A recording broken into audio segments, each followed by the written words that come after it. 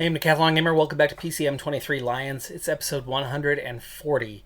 Let me cut to the chase. In the last 72 hours, I've had 3 game releases. My mom's been in the ER. I've had to take my dad to some medical appointments. And I'm the head coach for the track team. And I've got a track meet this afternoon.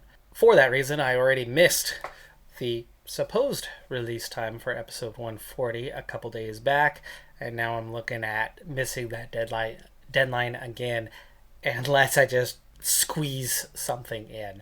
So I'm trying to squeeze something in so that we don't miss 2 in a row for you here. Series not yet done. We've got some work to do. It's June 4th. Next up is the Dauphiné, and we are not bringing our A team to the Dauphiné as it overlaps with the Tour de Suisse, and timing wise the Tour de Suisse just made more sense. Matoni out injured right now. Habtum out injured. The rest of the team is healthy, and you can see our Dauphiné group is the bottom of the barrel guys outside of Mohira and Clote. We'll bypass that one. We'll see what kind of results we can get from there. But with an A team for the Tour de Suisse, there's one mountain stage, a couple medium mountain stages, and a couple of time trials to get after. We'll bypass most of those, but that'll be the primary for this episode as we try to do the Tour de Suisse in just the one contained episode.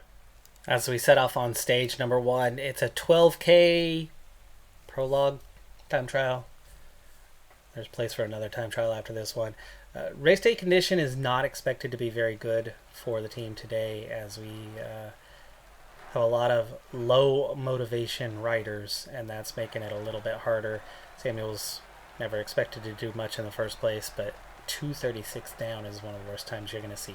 Oof, Musa with a -4 draw. That's not the kind of draws we're supposed to be getting. Low motivation only. We're looking at -1s for a number of riders. It's raining and they don't have the motivation entering this race. But -2s and 4s are already harsh. Anyway, expectations today. They're low and should be.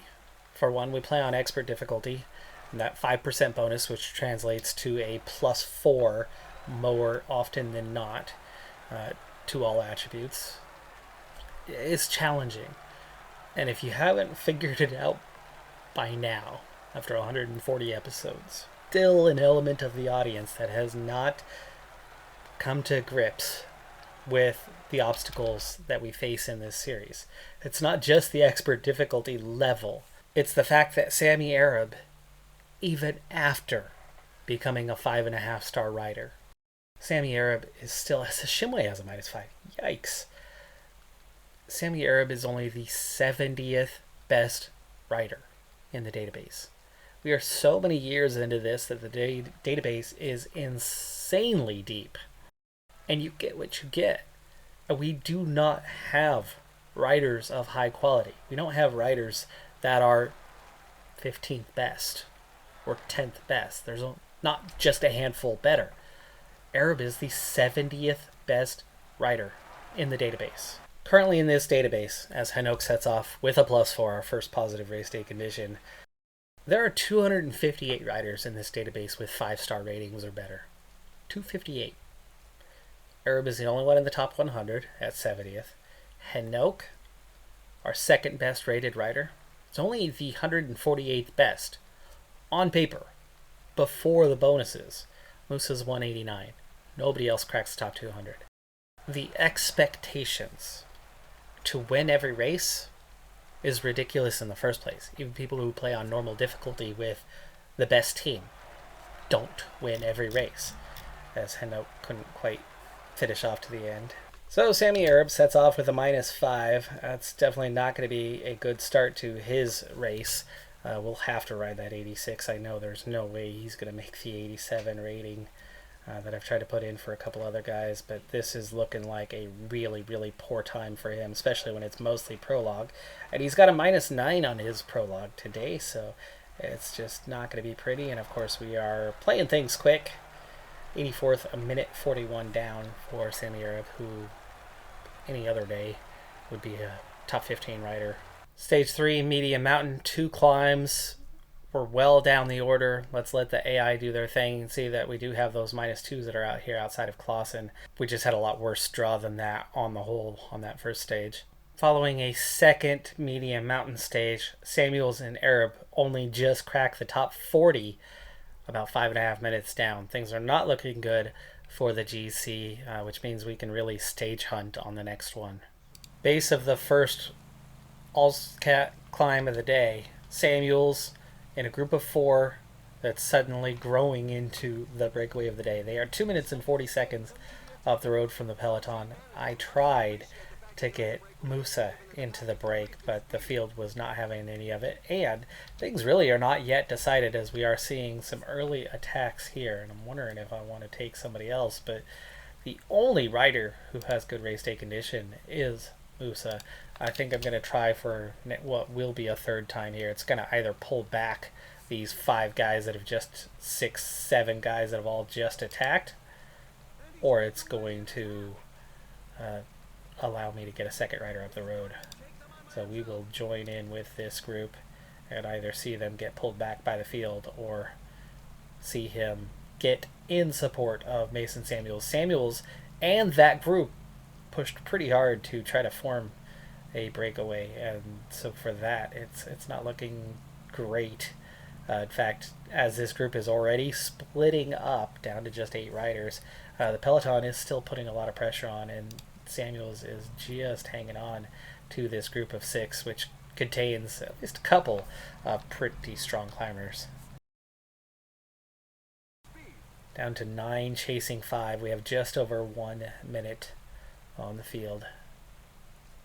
Now 3. Samuel's still in the front group. 2 more riders getting dropped there. Makes it all the more likely that this breakaway will succeed because it's losing numbers. And now that this group has reached, there's 13 here. 1 more away. Is he? He's definitely not coming back to this group. He is heading back towards the peloton, and we can now back off. It looks like things are easing off. Yes, gap to the peloton is increasing, so the peloton just hanging on, and it is Musa doing a good chunk of the lead out here, and Samuels is handling this pace just fine. It's 7K to go. He does not have much energy left, but this pace is one he can handle. Musa is one of the only guys doing the work at the moment.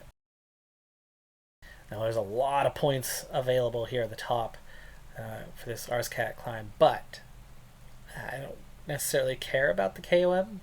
We've not been involved in it at all, but the thing about it is one climb alone could just about put you in position, especially if you're still around for that last climb. But the second thing, not so much about the 40 points that's available, and before we get there, 3K to go, what would 40 points do?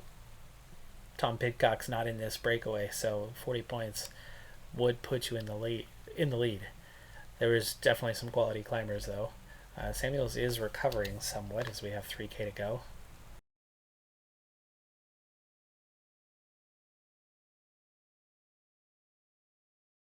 Here comes the attacks, and Musa is keeping us kind of in check for that. Okay, so we make it over the top. There's 9 left. I wasn't too worried about the points. I mean, I was thinking about it, sure, but it was not the priority. It's not what we're here for. I want both guys to recover here on the descent. Everybody else back here, Schultz is feeling it, but I mean, he's a 61 mountain. Everybody's in the red. It's going to be a fun day. Fun race. Heading up our second climb of the day, 11.4 kilometers for this one, 5%. It's definitely the weaker of the 3 climbs, but that doesn't make it weak. It's still a pretty intense one. I now have Musa protecting Samuels at least for now. The idea for me, and I'll do a similar thing in the last couple kilometers this time, is I'll do that work near the top, just to help us get over the top that little bit easier. I would ride for Musa instead of Samuels because of the race day condition. The stamina certainly suggests I should with an 82 stamina. His mountain rating today is a 77, where Samuels is a 78, so He's only 1 point behind. And at 73 stamina, that 82 suggests, like, yeah, why not? Why not ride for Musa? Well, the clear why not is the 66 medium mountain versus the 77. Right now, they might not be climbing with crazy tempo, but that's not to say that they won't climb with crazy tempo as we get down to 2K to go. Let's push on again. This is going to help us pull back away from the peloton, which has started closing us down here as we go inside that 1 kilometer and just get ourselves over the top and back in contact very quickly, and then we can relax again.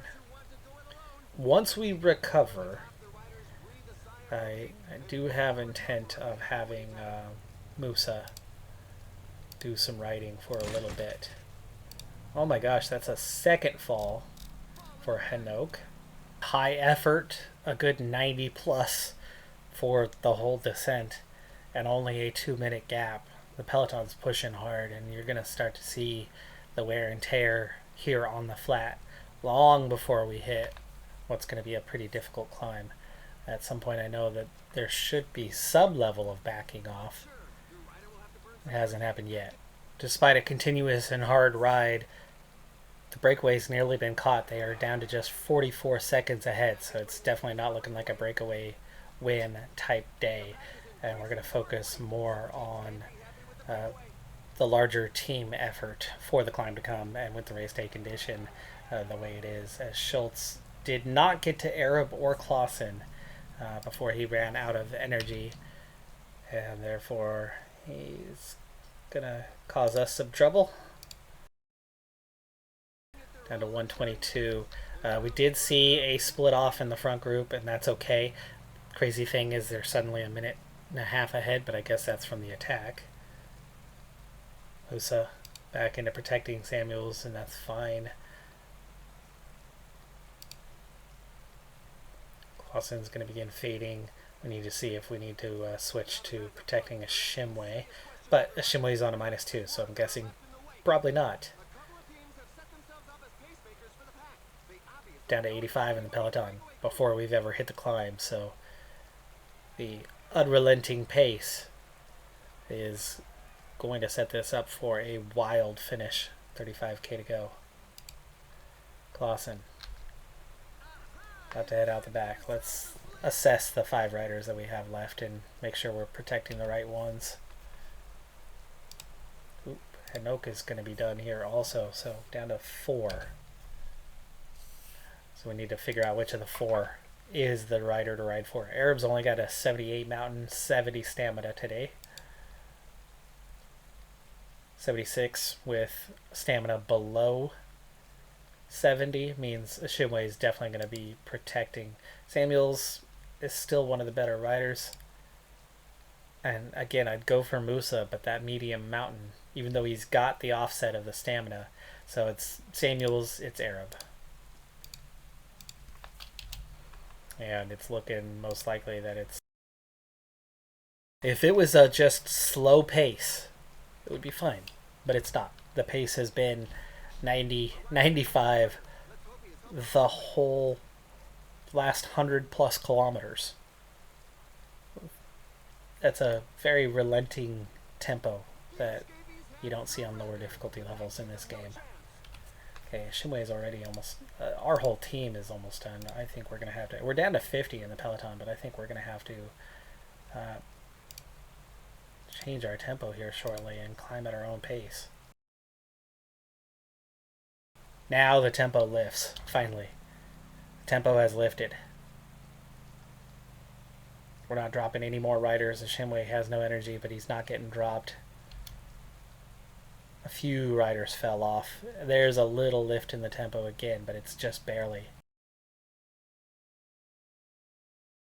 Back off a little bit there. Okay, Shimway's been dropped. Pace has picked up again, and you're seeing the guys that didn't have the energy just one by one get released. And we're down to 20, chasing 1, and that's the reason for your lift in tempo. Vlasov going for it. Samuels at 17K.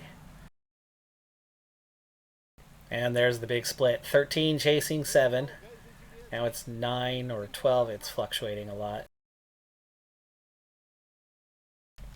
It's Vingegaard leading the way with his 83 mountain, Gregoire, Pidcock, and Skelmoza at the front, being chased by Vlasov, who started the big push here, and Runner, Leknasund, we have Plapp, Aragave, Ayuso, Lawrence, and Van Eetveld. And then Samuels, who's been dropped. That was his group. 10K to go. Sits up a little bit going into recovery mode and allows the group behind with Bermudas to catch up. Oh, that's the top of the climb. 14K to go overall, not on the climb. I forgot. That's not the finish line. 7.8K to go. But we are 5 minutes behind. That's how much ground he's lost. 4.7K. Vingegaard wins the stage. Nearly a minute ahead of Pidcock. A minute and a half ahead of Skelmoza. Gregoire. 2K. Final kilometer for Samuels. Attacking for 14th on the stage. Considering that Musso is the only positive race day condition. And just how big of a mess we were otherwise. 3 guys in the top 27. Not too bad. Even though we were barely inside the top 40, Mason Samuels moves up to 20th. That was a pretty big stage, and like I said, that 100K leading up from the moment we went over the top of this Cat 1 climb, the pace just never lifted. It was 90 plus that entire time, and the peloton was closer to the breakaway by the time we reached the base of the climb. And then through the climb, the first half of it just absolutely decimated the field with a very, very high tempo that continued, and then finally it just got down to the last handful of riders, and at that point it was survival. The pace lifted, but it was still just enough pace to really, really break things up. Vingegaard has a 2-minute advantage over Gregoire. Roner in 3rd, and then Samuel's getting all the way up to 20th. Era up to 33rd. Like, he had a terrible day. He was on a -3. Was it a -3, right? Samuel's at a -2. Hanoke improved, but he lacks one element of the climbing. Otherwise, that race day condition would have really helped him out. But that medium mountain very much was needed in that first portion of that climb. It was that kind of pace. With nothing left to ride for and poor race day condition for everyone, we weren't in a position to have any success. So I went ahead and sped things up to the end of the Tour de Suisse. Samier barely getting 25th place. Samuel's getting 31st. Vingegaard winning comfortably by over 2 minutes. Skelmoza getting onto the podium on that final time trial. If we aren't prepared for a race, we have no hope, and this is strong evidence to support that. All in all, the one stage we focused on didn't go too horribly, but it didn't go great either. We actually lost a lot of time, even though we were barely outside of the top 10. It wasn't a bad performance, but honestly, it wasn't a good one either. I mean, there was nothing pleasant about it. It was just the damage could have been way worse than it was. But there wasn't much to be done to make it any less. And that's kind of the reason why we just skipped to the end on that one. We are a team that is so below par that we really have to have good race day condition to be competitive. Why? Because they have bonuses on top and are already above us. That was the whole point for this episode, is reality check. That's going to do it for this episode. Sorry for the rushed nature of it, but it is what it is. Life takes place. I'm Decathlon Gamer. Like, comment, subscribe, and I'll see you next time. Have a good one. Be safe out there. Bye for now.